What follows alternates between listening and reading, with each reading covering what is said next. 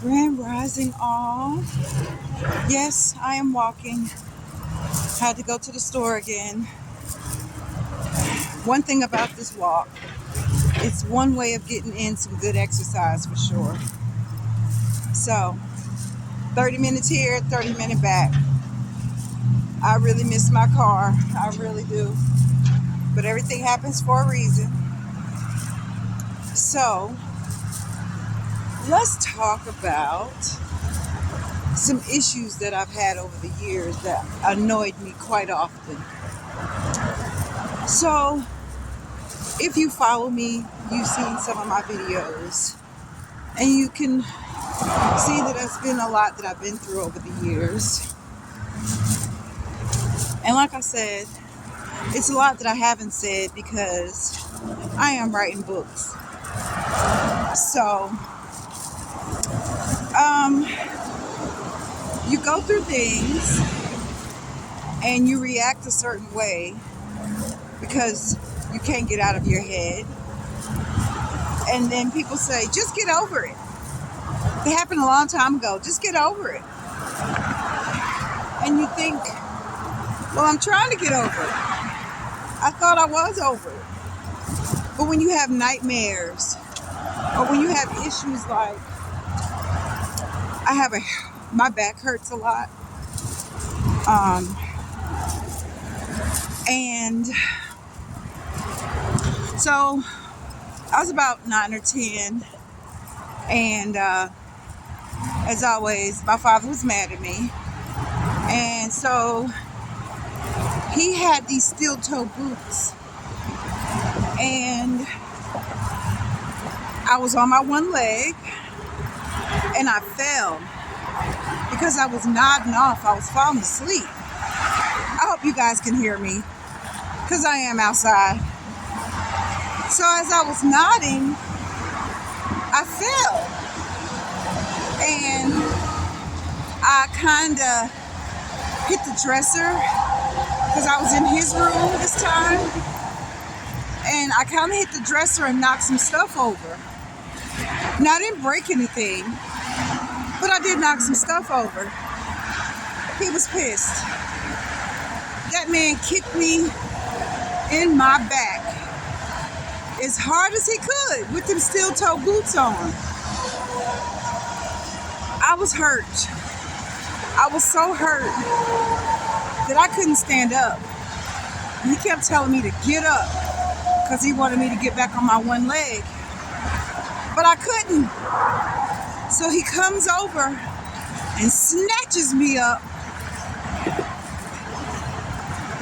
The pain was excruciating. We both heard something pop. And he said it was my fault. And he wasn't taking me to the hospital. Well, as I become an adult, I know why he didn't want to take me to the hospital. Because he would have to explain what happened. So, but he put it on me. You know, it's my fault. And I'm not taking your dumb ass to the hospital. So, as I get older, you know, my back was in a lot of pain. Constantly.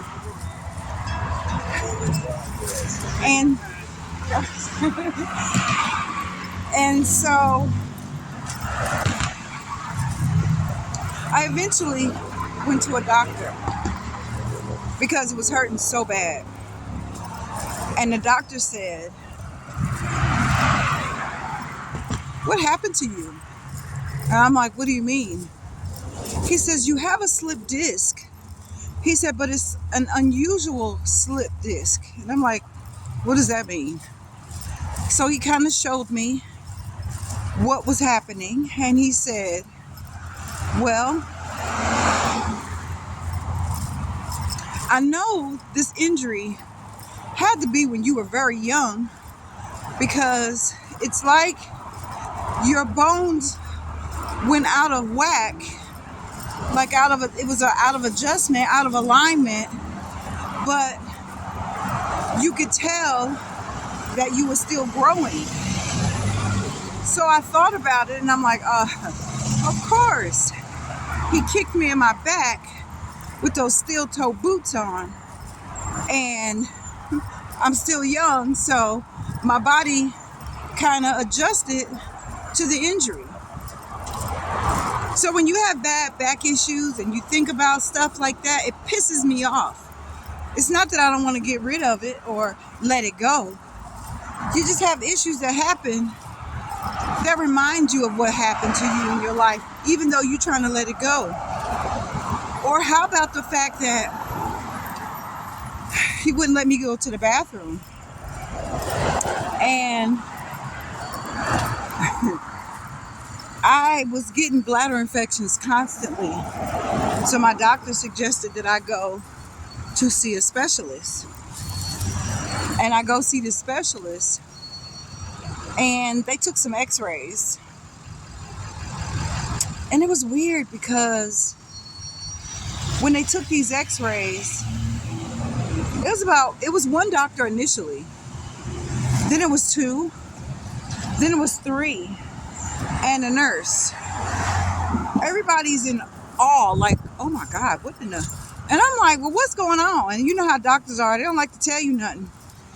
And they just kind of ignored me. But I'm getting more and more aggravated because I'm like, what is happening? Well, I want to see what y'all looking at.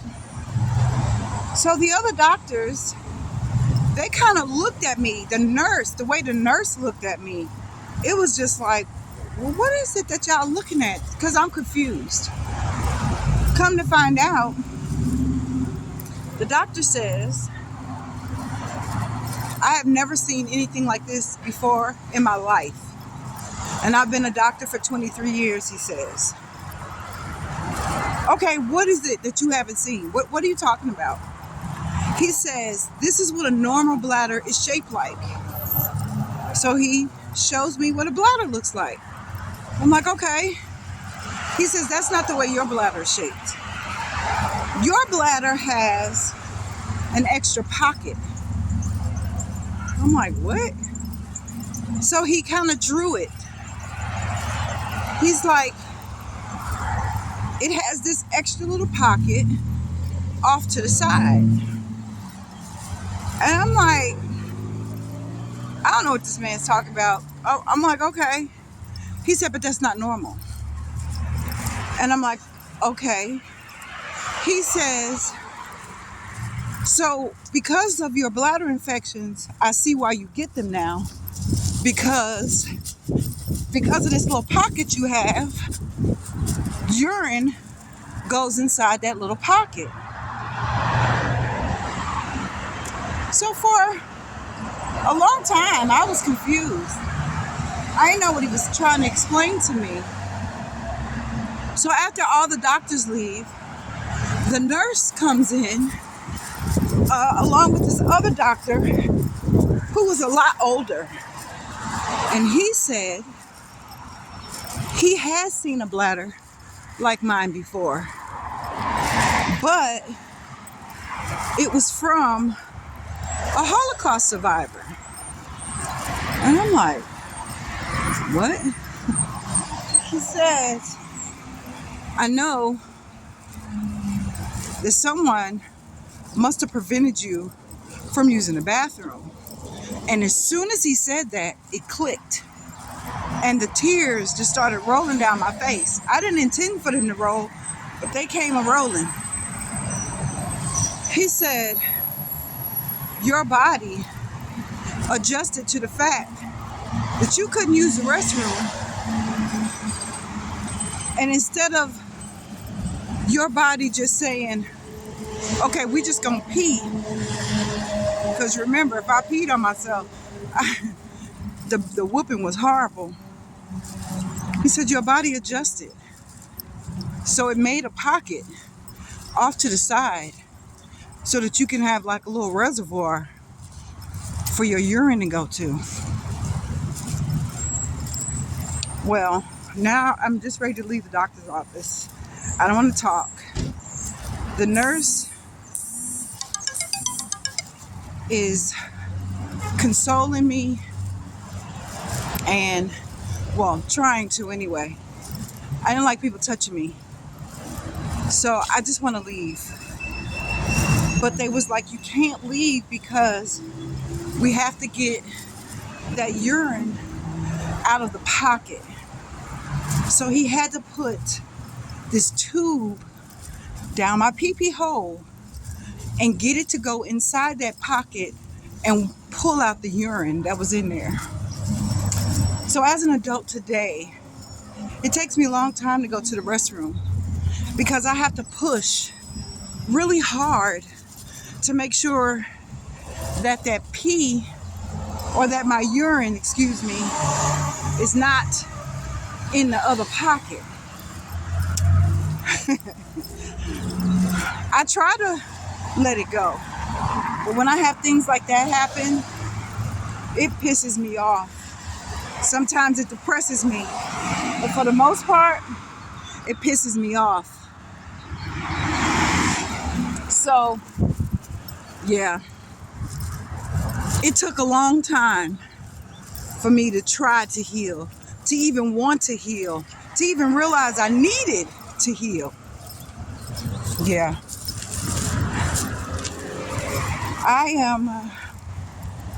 I'm frustrated a lot of the times because I didn't deserve what I went through. And there was nothing I could do about it. I just adjusted. My body and my brain adjusted to the abuse.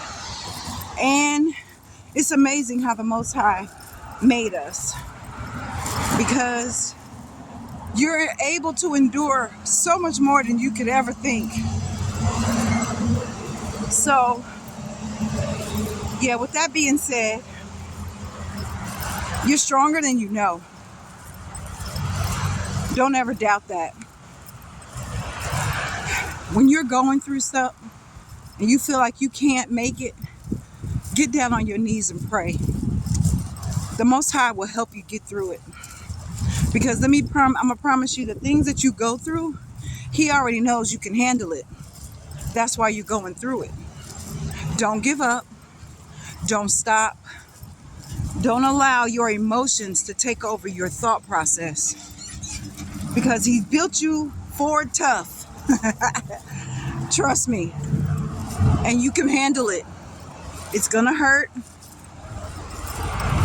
And it's gonna be a process to get through. But you got this. You can make it. Don't ever give up. Don't ever stop pushing. And don't ever not believe in you. The Most High's got your back. And He loves you regardless of what you're going through. Because trust me, I didn't think He did. Because it's like, how do you let me go through this? I am a child. Oh my goodness, what is wrong with you? I hated Him. I cursed Him. But now I know that there was a reason. There's always a reason. Everything happens for a reason. So, don't give up. Keep moving forward. Allow Him to direct your path, and you will win. As I always say, I don't want this video to be too long. Have an amazing rest of your day. Know that you can do it, and you got this. Shalom.